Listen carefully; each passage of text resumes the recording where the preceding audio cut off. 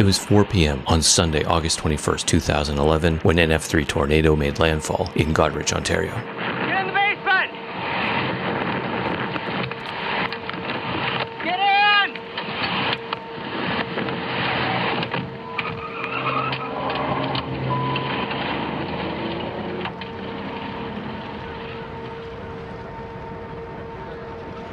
The day started out like any other beautiful, sunny day.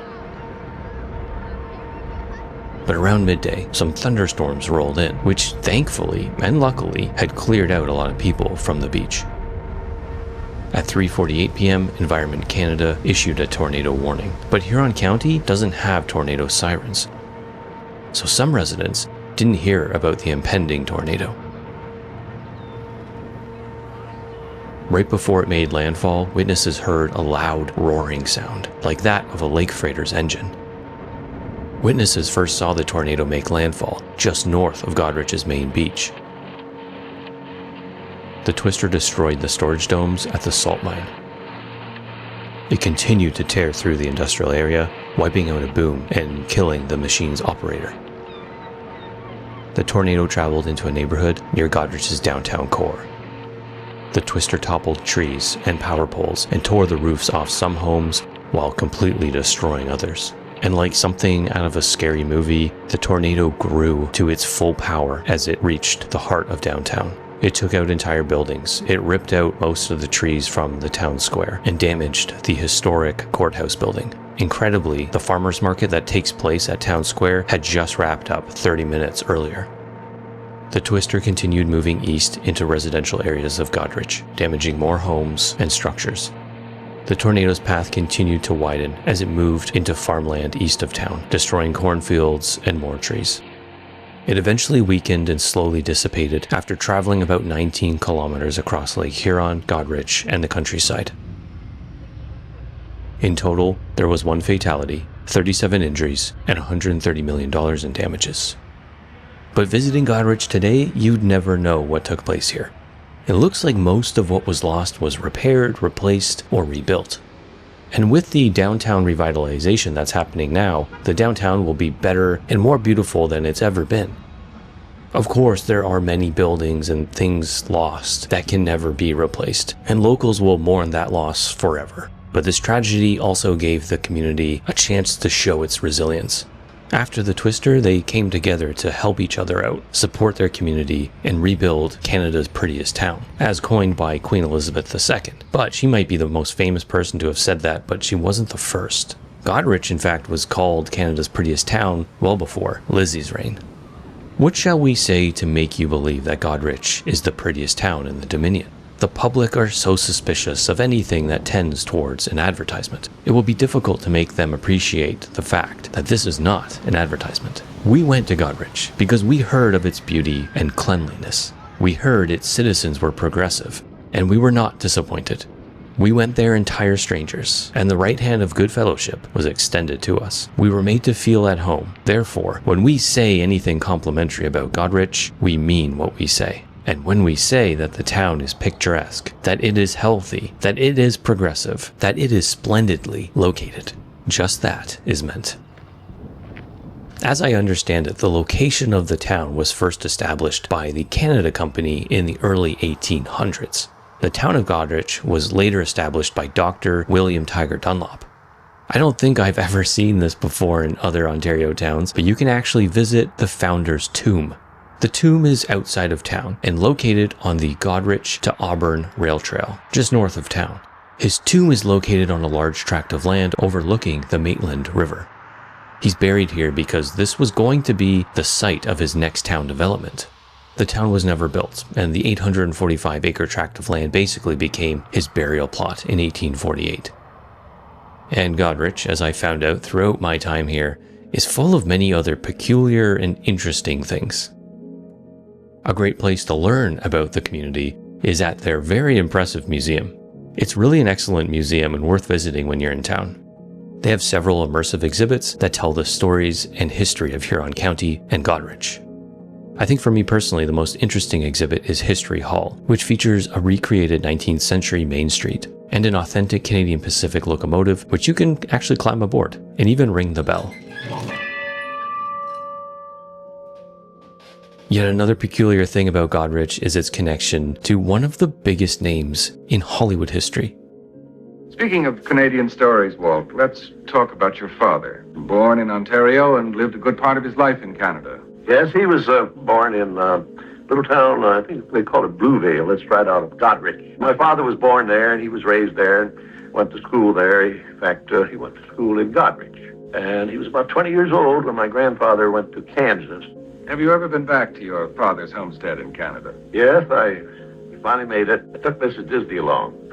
When we got up there, she really fell in love with the town of Goderich. It's a beautiful little town. I wanted to find my the homestead where my grandfather, went out and cut the trees down and pulled the rocks apart, and where my father was born. So they gave me directions, and everybody was trying to be helpful and everything. And Mrs. Disney reluctantly went along, and I found this old place, and I said, this is it. It was really deserted. There were cows running through the house and chickens around. And I had my camera, and I got out, and I photographed that thing from every angle. And when I got through, I found out I'd photographed the wrong homestead. Well, ever since, Mrs. Disney never forgot.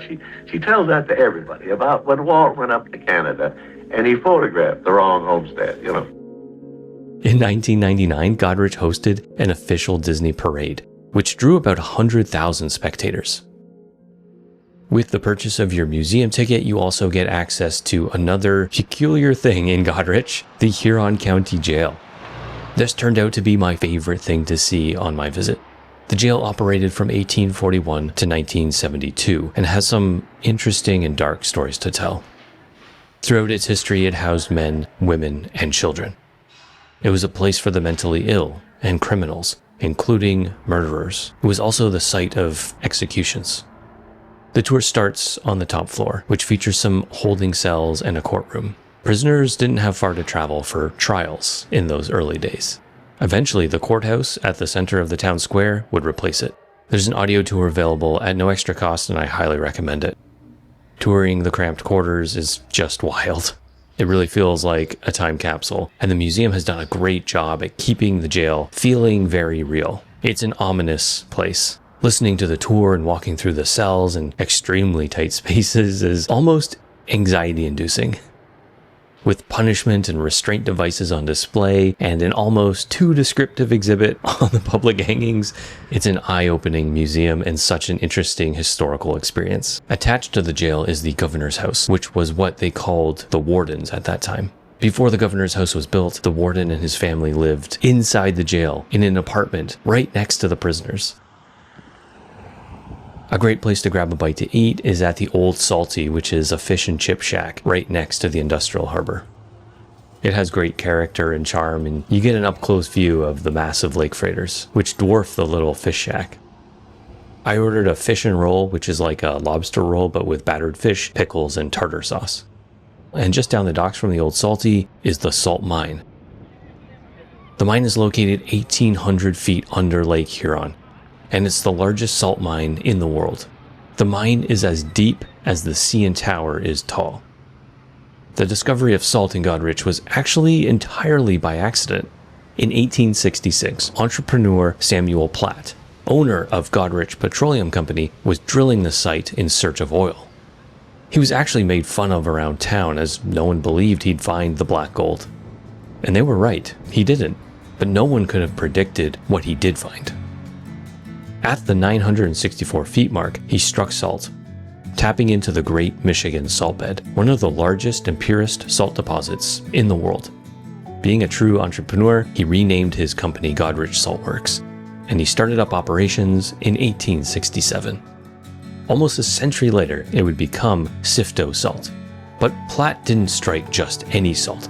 Chemical analysis proved that the salt was the purest and most highly concentrated in the world at that time. Salt from Canada was now internationally recognized. Thanks to Platt's enterprise, Goderich had a local boom, with supporting industries and businesses opening in town. The salt boom also helped modernize Goderich, with paved streets, streetlights, and boardwalks. By 1871, Goderich had 17 mines, and the salt was mostly being sold in the US for preserving cured meats. Demand for salt continued to rise over the decades, and by the 1960s, Sifto had expanded their underground operations. Today, Sifto Mine is the largest salt mine in the world and continues to produce salt for ice removal, animal nutrition, water softening, swimming pools, and industrial and food applications. The salt is shipped to hundreds of communities around the Great Lakes and along the St. Lawrence Seaway. Goderich is such an interesting town. Thanks to the handful of people who commented or messaged me about Goderich and putting it on my radar. I'm glad I got a chance to check it out. I also want to thank Sandmarc for sending me their travel backpack and compression kit. You may have seen it in some recent videos, as I've used it for both an overnight bag and a camera bag. I've used it for 2-night getaways during the summer, and it works great. The bag is expandable from 25 liters to 30.5 liters, and I can pack clothes in the main compartment, and I can easily fit my 16-inch laptop in the dedicated tech pouch at the back. It's really designed for tech and travel, and it works well. I found that it works great just as a day bag in the city when I want to bring my laptop and some camera gear. It has a nice, clean, sophisticated look, which I think could work well for city commuters. The kit comes with a compression bag and an electric pump for effortless compression, and I like the multiple handles which make it easy to carry and travel with. It would make a great carry-on bag too with the luggage strap thingy on the back. If you want to check out the bag or some other Sandmarc products, I'll put a link below in the description. I'm Mark, and I make videos about interesting Canadian places and experiences. If you enjoyed this video, please consider subscribing. Thanks for watching.